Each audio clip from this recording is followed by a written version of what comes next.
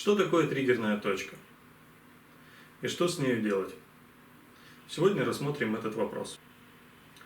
Триггерная точка – это участок локального мышечного уплотнения, который не только вызывает боль, но и мешает мышце полноценно работать. Если мы более подробно рассмотрим триггерную точку, то мы увидим напряженные участки в мышце, то есть в них мышца напряглась и не смогла расслабиться. И чем больше участков мышечного уплотнения в мышце, тем более активна триггерная точка. Чем больше триггерных точек в мышце, тем более она слабее и менее вынослива. Триггерная точка бывает либо активной, либо латентной. Если она активна, она себя проявляет в виде боли в процессе движения, в момент сокращения и растяжения мышцы. Латентная триггерная точка, она не болит, но при этом также мешает работе мышц. Также триггерная точка часто создает отраженную боль. То есть болит не только тот участок, где локально находится триггерная точка, но и участок, находящийся на большом расстоянии от самой триггерной точки. Латентная триггерная точка так себя не проявляет. Но надо понимать, что с течением времени она тоже перейдет в разряд активных триггерных точек. Спровоцировать это могут такие факторы, как переохлаждение, чрезмерная физическая нагрузка, либо травматизация мышц.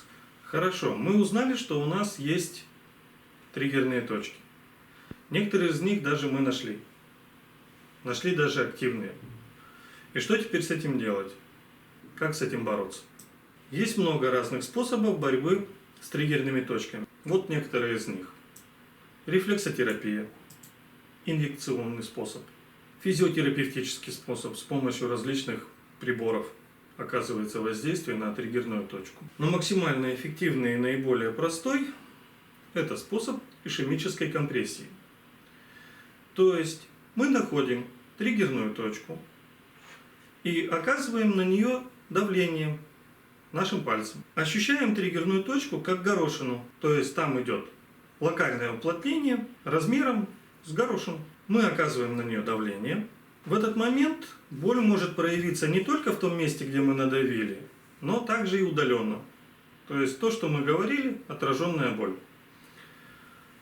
Продолжаем давить на точку в течение от 30 до 120 секунд.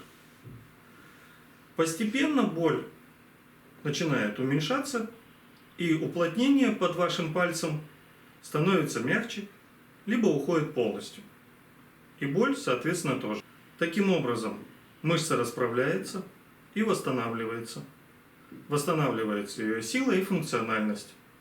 То есть ее способность к растяжению и сокращению.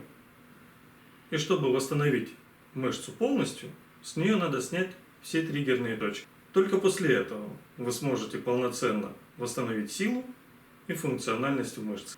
Если вы сомневаетесь, что боль вызывает у вас именно триггерная точка, то лучше обратитесь за консультацией к врачу для получения полноценного диагноза. Спасибо, что посмотрели мое видео. Надеюсь, оно было вам полезно. Всего доброго!